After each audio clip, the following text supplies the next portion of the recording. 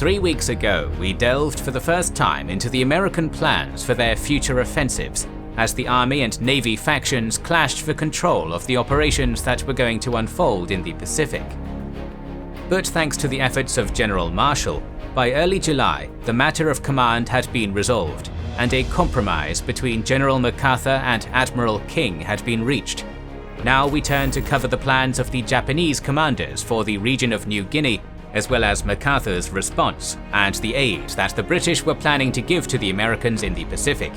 Your continued support allows us to expand our work, and we're so grateful for that. We're always eager to create more videos for you, and we think that you'll enjoy our documentaries on post-World War II history over on the Cold War channel, and our Wizards and Warriors channel, which focuses on the fantasy and sci-fi lore battle documentaries. We've also recently started a TikTok channel and would appreciate your support on that new platform. Consider subscribing to all three. The links are in the description and pinned comment. Thanks for being with us.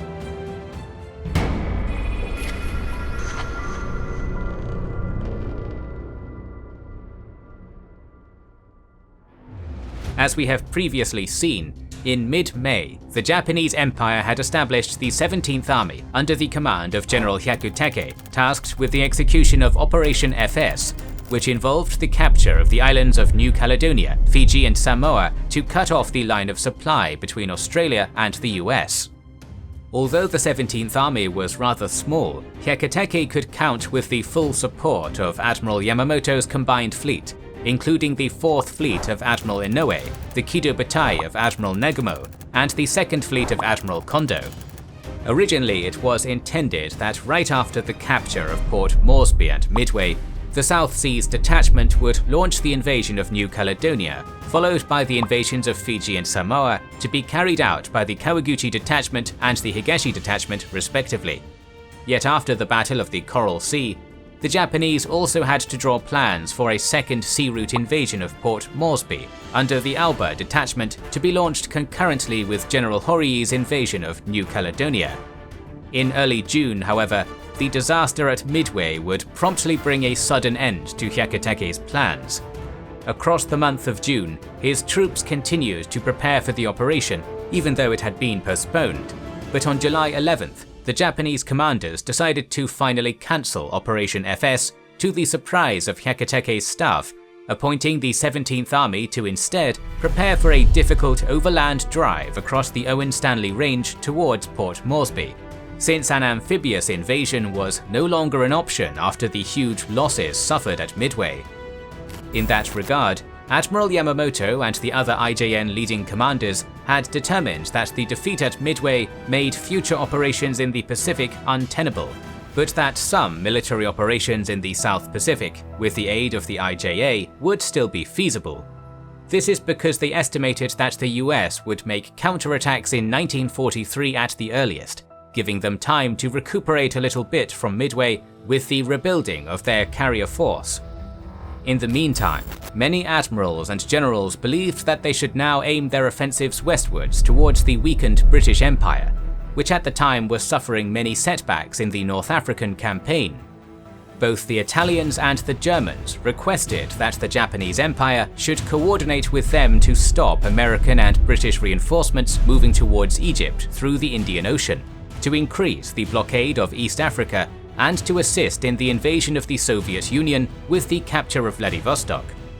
Yet Japan didn't want any trouble with the Soviet Union, with which it had a non-aggression pact signed after their troops were soundly beaten at Khalkhin Gol, and also after their defeat at Midway, they didn't have enough naval resources to conduct such a blockade of the Indian Ocean.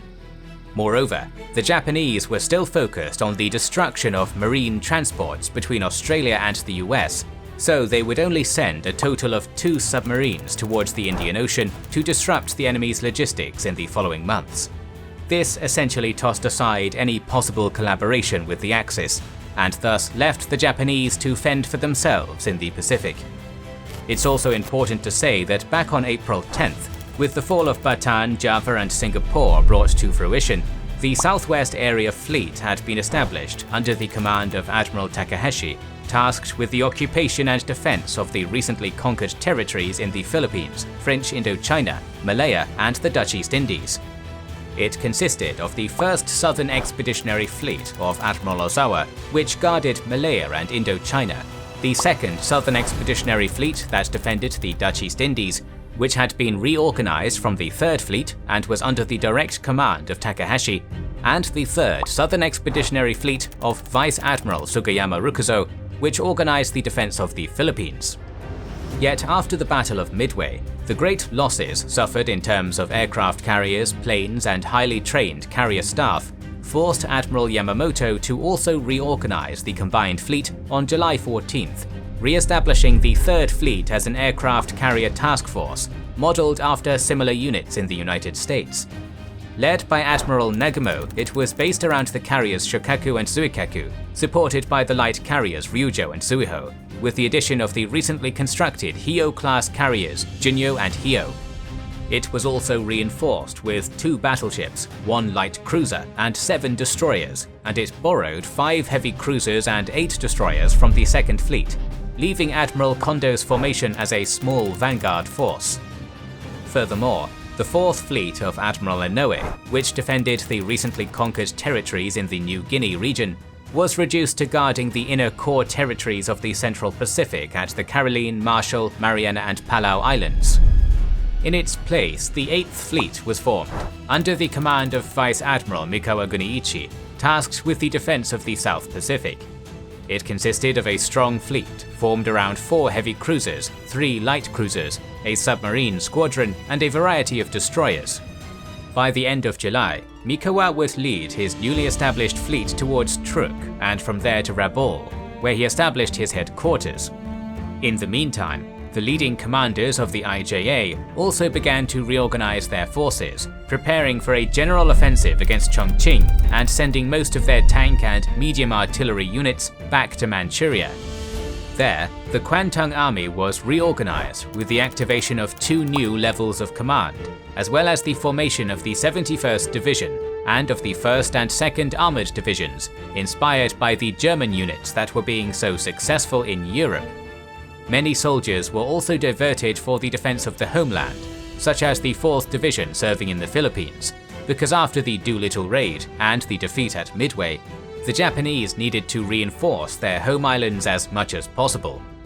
As for the Chongqing operation, which basically consisted of a multi-front breakthrough towards Sichuan from northern Shanxi, central Hubei and southern Hunan, its implementation was scheduled for September, yet the defeat at Midway and the future events in New Guinea and Guadalcanal would eventually force the Japanese to ultimately postpone the operation.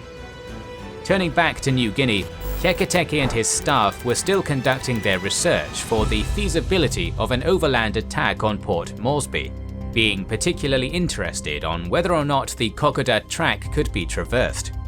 As the Owen Stanley Range was narrowest to the southwest of Kokoda, if the range could be traversed, then Port Moresby would be ready for the taking.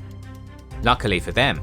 Japanese research into local accounts and testimonies would be very successful, discovering the existence of 3 roads from the coast to Kokoda. From these 3, the road from Buna to Kokoda appeared as the best one, since Japanese aerial reconnaissance had identified that it could accommodate motor vehicles, which essentially rendered an overland offensive as entirely possible.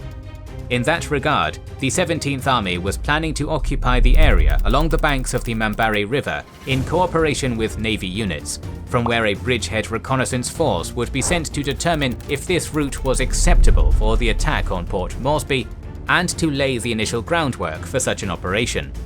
For this task, General Horii and his South Seas Detachment were again selected to conduct the Port Moresby offensive, since the Alba Detachment was still assembling far away at Davao. This was a difficult choice for Hyakutake, as Horii was unenthusiastic about the overland offensive, stating that it would be extremely difficult and with a high risk of failure.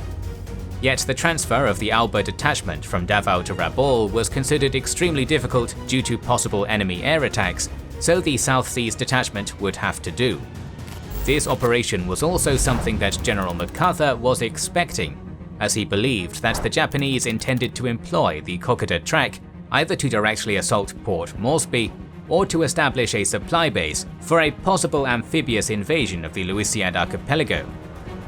to forestall such a move. On June 21st, he had decided with General Blamey to form the Marobra Force, consisting of the Papuan Infantry Battalion and the 39th Australian Battalion, to defend the Kokoda track from any incoming enemy attacks and to prevent the Japanese from penetrating the Owen Stanley Range. Some 280 native troops of the Papuan Battalion were already north of the range, and they were directed by MacArthur to move forward overland and occupy a number of key points between Kokoda and Buna, while the 39th would strengthen the southern terminus of the Kokoda track. As part of Operation Providence, upon getting to Buna, the Papuan troops would also receive personnel, material and supplies for the construction of an aerodrome in the area. During this overland advance, the Allied commanders would recognize that their information on the geography and topography of the region was inadequate, so they would also order the start of a research operation. In that regard, the Allied Geographical Section was established on July 19th to assemble and evaluate all geographic information in the region, and the Allied Intelligence Bureau was also formed in July, tasked with collecting intelligence through clandestine operations behind enemy lines to secure cooperation and aid from the natives, and also to conduct sabotage operations over the enemy. Both of these agencies would play a very important role in the future. But looking back to the Japanese, after receiving a great order from Colonel Tsuji on July 11th, the research operation was suddenly finalized, even though enough information had not been acquired yet, and the South Seas Detachment was rapidly mobilized to carry out Operation RI, the invasion of the Buna-Gona area, in preparation for the overland drive against Port Moresby. For this, the Yokoyama advance party would depart Rabaul on the night of July 20th, escorted by a small fleet under Rear Admiral Matsuyama Mitsuharu. The convoy proceeded southwest along the sea lane to the south of New Britain, only being harassed without any real damage by some B-17 and B-26 bombers during the run across to New Guinea. Led by Colonel Yokoyama Yosuke of the 15th Independent Engineer Regiment, the advance party landed at Gona during the afternoon of July 21st, while a company of SNLF Marines debarked at Buna roughly at the same time. With the 25th Air Flotilla's planes giving them support from the air, the landings proceeded as expected and without encountering any resistance, so Buna would be secure in Japanese hands by July 22nd. There, the IJN units began the immediate construction of an enlarged airfield after securing the beachhead, while the vanguard of the Yokoyama advance party began in earnest to move towards Kokoda. To support this operation, the invaders also launched a series of air raids over Port Moresby and sent some soldiers from Lae and Salamaua to attack the Australian strongpoints at Gabamatsang and Mubo, intended as a feint to cover the Buna landings and to stop the increasing guerrilla activities in these areas. At Gabamatsang, the Japanese attack was very successful, resulting in the complete withdrawal south of the Mahakam River of the Australian forces. But at Mubo, the invaders were faced with some 64 Australian commandos, which inflicted many casualties on the Japanese before also retreating southwards. Meanwhile at Buna, the IJN units suffered a heavy air attack on July 22nd, as the Americans sent over 100 bombers to disrupt the Japanese landings. Reinforcements of the South Seas Detachment began to arrive in the following days, even despite the intensification of the Allied air attacks, although this made the journey much more perilous. Although it was a good start for the operation, Colonel Yokoyama would now have to fulfill the true objective of the offensive with a difficult advance on the Kokoda track. Yet we'll leave that for next week, and we'll divert to the Indian Ocean, where the British were preparing an operation of their own to support the American future offensives. After the devastating Indian Ocean raid, Admiral Somerville and his Eastern Fleet had relocated to East Africa to support the British attack on Madagascar. One of the objectives of this invasion was to deny the use of this land by the Japanese, as the Allies feared that the Japanese could take over French Madagascar just as they had done with Indochina.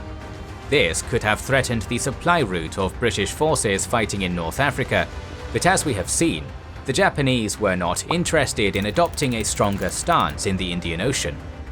Despite this, during the execution of Operation Ironclad, 3 Japanese submarines would arrive in the area on May 29th, getting to enter into the Diego Suarez harbour and firing 2 torpedoes against the Eastern Fleet while being depth charged by the British vessels. This torpedo attack resulted in the sinking of the tanker British Loyalty, as well as the battleship Ramillies getting severely damaged. With the successful conclusion of Ironclad though, Somerville would see many of his cruisers and destroyers be redirected to other theatres of the war, with the remainder of his fleet protecting the supply routes from the Cape to Aden and slowly starting to return to Ceylon. On top of the fear of further surprise midget submarine attacks on his harbours, Somerville was also being pressured by the Americans to mount an operation in the Indian Ocean, with the aim to draw the attention of the Japanese away from the Solomon Islands, where Admirals King and Nimitz were planning to launch their first offensive, Operation Watchtower. In the end, Admiral King's insistence prevailed, resulting in the decision to carry out Operation Stab. By July 25th, after assembling his Force A at Ceylon to support the operation, 3 dummy fleets set sail from Visakhapatnam, Madras and Trincomalee on August 1st, heading towards the direction of the Andaman Islands as a feint to lure the Japanese forces away from New Guinea. Somerville also sent a fake plain language SOS message reporting a collision and that the ship was unable to move, but after a few hours, no Japanese vessels appeared, and the British ships decided to return to port. Although the Japanese hadn't taken the bait, the Andaman Islands would then be reinforced with a seaplane tender, and a bomber unit would also be sent into the area. So in hindsight, Operation Stab and the British contribution to the future offensives could be considered a very minor success. This is all for this week, but next episode we'll continue with Colonel Yokoyama's advance towards Kokoda, and we'll also head back to Burma to cover Stilwell's plans for the future. If you don't want to miss any episodes, make sure you are subscribed and have pressed the bell button. Please consider liking, commenting and sharing, it helps immensely. Our videos would be impossible without our kind patrons and YouTube channel members, whose ranks you can join via the links in the description to know our schedule, get early access to our videos, access our Discord, and much more. This is the Kings and Generals channel, and we will catch you on the next one.